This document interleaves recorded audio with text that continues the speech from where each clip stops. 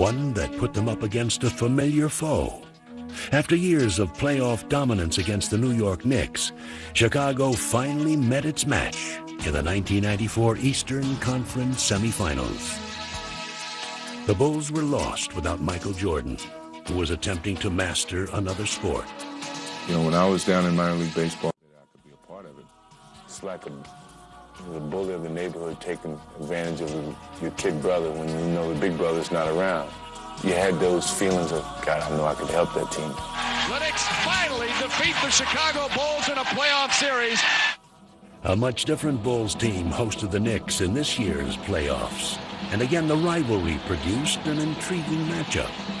A lot of talk about this game, a lot of talk about how the two teams would come out offensively and defensively. It'll all be answered now.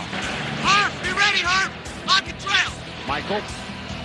Stolen by Harper. Knicks showing tenacious defense in this first quarter. You got to move the ball. I want to have a split cut, which we send this guy early. This guy goes early. He goes ahead of the pass even. Though the Knicks were persistent foes in the first two games, the Bulls maintained their resolve. Derek Harper looks for John Starks. Makes a move and it's stripped away. Out to Scotty. He's got Rodman and Michael. Scotty won't need anybody else. This place is going crazy. Unblemished through 5 in the playoffs. They go up 2-0 in this best-of-7 series against the New York Knicks. But the Bulls went to New York without their brilliant sixth man, Tony Kukoc. He injured his back in practice and would be lost for the series. Especially playing in New York is tough with all that rivalry in between Chicago and New York in the past. Without Kukoc, the Bulls ran into problems at Madison Square Garden in Game 3.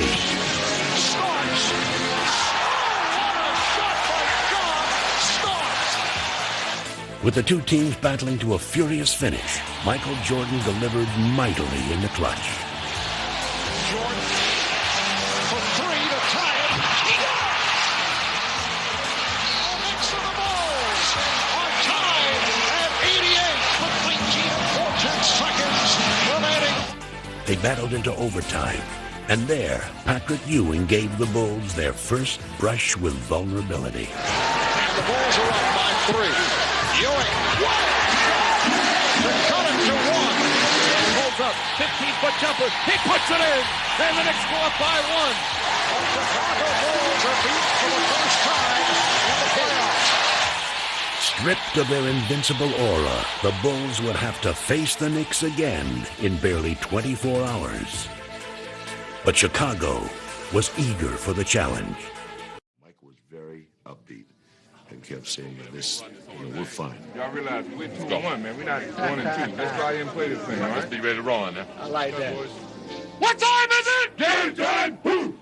But an all-too-familiar obstacle stepped into Chicago's path and kept the Bulls from seizing the momentum. Rodman has to play. He's blocked by Ewing.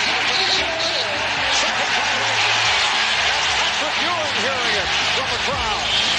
Ewing wants Scottie Pippen. Ewing shoots it at the foul line. Good, a tough shot by Ewing right in the face of Scottie Pippen.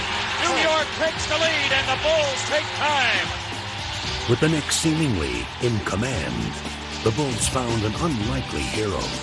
Rodman open, drives it down the middle, underneath Weddington, fadeaway shot, good, right baseline. Bill Weddington has given Chicago the 1-point lead.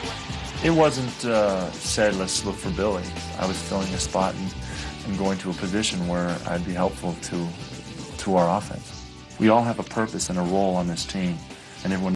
Bulls lead 3-1 in the series as they beat the Knicks here in the Garden.